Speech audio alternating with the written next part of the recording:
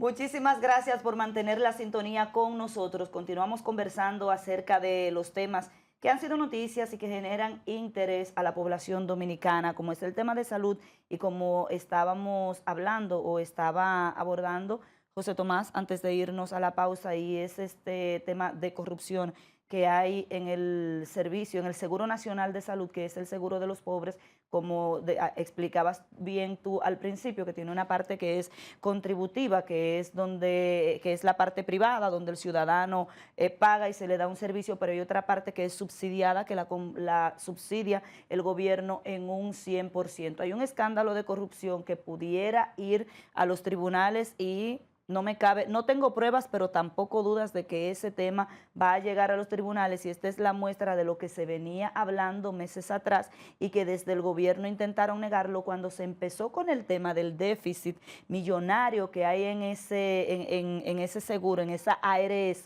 que es manejada por el gobierno, y que se dijo que no había tal déficit, sino que hacía falta inyectarle más recursos. Ahí está el tema, ahí está el desenlace, esas denuncias de corrupción que habrá de investigar el Ministerio Público, y debe el gobierno cuidarse. Ya el presidente Luis Abinader lo advirtió en la semanal, una vez más, el pasado lunes, que aquellos funcionarios que se vean involucrados en actos de corrupción tendrán que responder ante la justicia, sobre todo en un tema tan delicado que compromete la salud de los pobres, la salud de las personas pobres que no cuentan con recursos para costear sus medicamentos. Y es que estos actos de corrupción, que es robarse el dinero del Estado, atenta contra la salud de las personas, porque esto reduce la capacidad de esa ARS para dar cobertura a casos, sobre todo que tienen que ver con enfermedades catastróficas que tienen un alto costo, cuyo tratamiento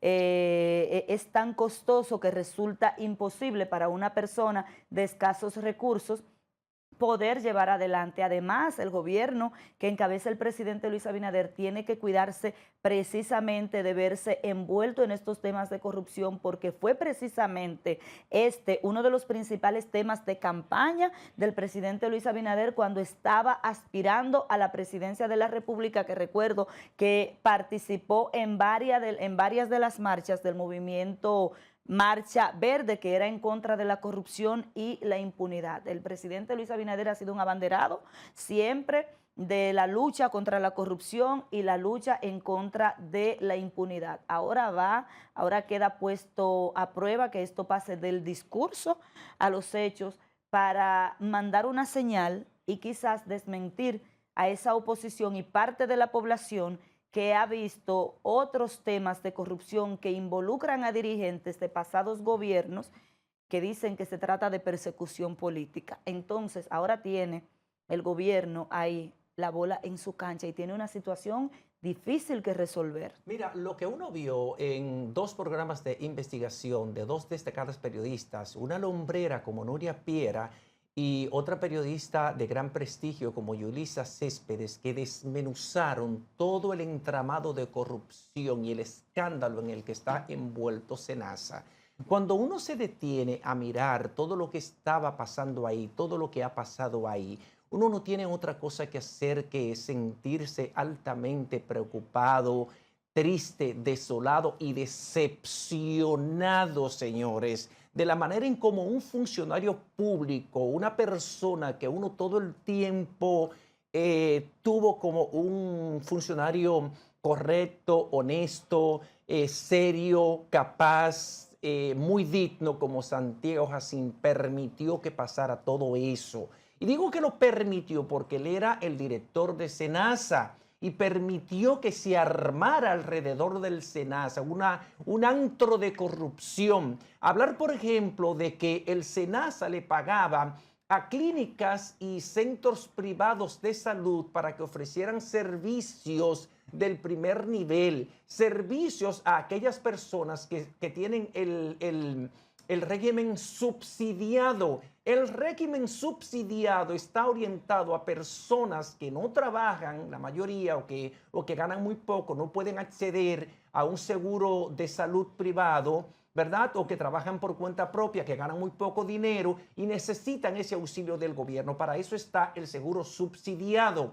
¿verdad? El seguro contributivo es el que pagan los empleados privados o del gobierno. Una parte lo paga el empleador, ya sea el Estado o el empresario privado, y otra parte lo paga el empleado. Pero hay otro régimen, que es un tercer régimen, que es el contributivo subsidiado, que todavía no ha sido puesto en marcha. Bueno, pues aquellas personas que tienen el servicio subsidiado deben ir a recibir asistencia a los hospitales del Estado, sobre todo a los hospitales autogestionarios, que están muy bien. ¿Qué pasaba? Bueno, pues no. A esa persona no las mandaban a los hospitales, le pagaban procedimientos en instituciones y en clínicas privadas, pagaban por procedimientos que no fueron realizados, pagaban por procedimientos cuyo costo estaba muy por debajo del que pagaron por medicamentos que nunca fueron suministrados. Eso fue un desorden tan grande. Sin embargo, conozco mucha gente que se ha visto al borde de la muerte y personas incluso que no la han librado, esperando que el Seguro Nacional de Salud le autorice una cobertura porque no tienen con qué pagarla, y el seguro se la pone en China a una persona que de verdad está enferma, que está atravesando por un proceso de cáncer, por un proceso de pulmón o por otra enfermedad catastrófica cuyo tratamiento es imposible de costear para una persona que devengue un salario de miseria, como son los que hay aquí en República Dominicana, poniendo a la gente que está enferma de verdad a coger lucha, a atentar contra la salud de las personas. Eso es un pecado capital, eso es un delito grave. Y ese escándalo llevó al SENASA a entrar en un déficit financiero que muchos calculan entre 5.000 y 21.000 millones de pesos. O sea, el SENASA está virtualmente ¿cuántas vidas se salvan con esa cantidad de dinero? Y cuando le hicimos esa pregunta, cuando comenzó la preocupación y cuando comenzó a sonar el tema con el déficit financiero del SENASA, cuando le hicimos esa pregunta al presidente de la República, Luis Abinader, en la semanal, él contestó que no, que el SENASA no tenía un déficit financiero, que el SENASA lo que necesitaba era más dinero. Yo me pregunto, ¿cuál es la diferencia que hay entre haber un déficit financiero o necesitar más dinero? ¿Quién es que necesita dinero? Bueno, una institución que carece de dinero, precisamente eso es un déficit. Déficit es una falta de dinero, ¿verdad? Entonces, eso fue lo que pasó. Ahora el presidente de la República tendrá que admitir, obviamente, que lo que se decía de SENASA, que había un déficit, pero no, él quizás no tenía conocimiento de hasta qué punto, qué tan grande, qué tan gigantesco fue el escándalo, fue el fraude fraguado alrededor del SENASA para beneficiar a clínicas privadas, para beneficiar a organizaciones privadas que no debieron ofrecer servicios a aquellas personas que tienen el régimen subsidiado, porque esas personas deben ir a los hospitales públicos y el SENASA pagarle esos servicios que le ofrecen a los afiliados al seguro del régimen subsidiado, pagarlo el SENASA. Por eso se llaman hospitales autogestionarios. Entonces, no, ese dinero no iba a esos hospitales que son hospitales de la red pública de salud, sino que iban a 2 o 3 clínicas privadas u organizaciones privadas que se hicieron con millones, con miles de millones de pesos del Estado dominicano. Y es un vulgar robo. Y es un vulgar robo por el que debe pagar Santiago Jacín y todo aquel que esté involucrado. Y ya en este caso, de suerte, sabemos que el Ministerio Público ya tiene abierta una línea de investigación y debe caer todo aquel que haya participado, no importa el apellido sonoro que tenga, no importa los vínculos que tenga con el poder. Aquí hay que establecer acciones ejemplarizantes. Aquí la gente tiene que saber que no puede ir a un cargo público a prevalerse de él para hacerse multimillonario. Oye lo que le dice Santiago Jacín a Nuria Piera, que él no le podía dar una declaración sobre el contrato que había con una de esas instituciones privadas de salud, porque él tenía que ir al SENASA a buscar el contrato. Señor, pero usted tiene que ser más serio. Usted tiene que conocer ese contrato. Usted sabe muy bien a qué contrato se estaba refiriendo Nuria. Entonces, cuando ella le dice, pero yo lo tengo, yo se lo puedo mandar para que usted me dé la entrevista. No, yo tengo que ir al SENASA a buscarlo. Mire, señor. Usted era tenido como un hombre muy serio, como un médico muy capaz, como una persona honesta. Pero ahora usted no solamente ha enseñado los calzoncillos, sino que definitivamente los calzoncillos por demás estaban sucios. Porque en el SENASA lo que estaba brotando era pus. Y esa pus hay que extirparla, hay que exprimir ese furúnculo que alojaba todo ese pus en Senasa. Y tiene que hacerlo el Ministerio Público. Y obviamente yo estoy seguro que el Ministerio Público ya tiene abierta una línea de investigación. Así es que al señor Santiago Jacín y a todos aquellos que actuaron en complicidad con él, lo que uno le puede recomendar es que duerman con ropa. Y si duermen con pijama, por favor, pónganse calzoncillos para que luego no pasen una vergüenza. Que lo grave de este caso, José Tomás, es lo que venimos hablando. Lo grave de este caso, de este desfalco, de este acto de corrupción, es que no es con cualquier cosa que están jugando, están atentando contra la salud. Y atentar contra la salud es atentar contra la vida, que es algo sagrado. Es el principal derecho que se debe proteger y que lo establece nuestra Constitución. Usted nace con el sagrado derecho a la vida y el Estado tiene el compromiso, tiene el sagrado compromiso de velar porque ese derecho sea cumplido. Entonces, Dios mío, esto es alarmante, esto es un crimen de lesa humanidad.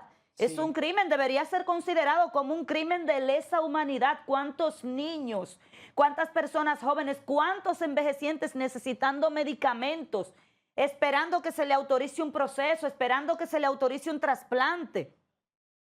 ¿Y cuántas personas de esas quizás murieron? Bueno, uno no se imagina, pero lo cierto es que ya hay depositadas dos querellas, al menos dos querellas en la Procuraduría General de la República y en la Procuraduría Especializada en Persecución de la Corrupción Administrativa que lidera la buena amiga Mirna Ortiz, también en la Dirección de Persecución de la Corrupción que lidera el buen amigo Wilson Camacho. Ya hay dos querellas presentadas por Convergencia Nacional contra el robo de la seguridad social y la Fundación Primera Justicia. Ellos informaron que sometieron ante la Procuraduría General de la República a varios exgerentes y directores de la ARS Senasa por la supuesta sustracción fraudulenta de aproximadamente 9.058 millones de pesos mediante transacciones falsas. Entre los exgerentes y directores sometidos citan a los señores Gustavo Guílamo, Rafael Dujarric, Gustavo Mechina, Germán Robles y Ángel Luis Germán.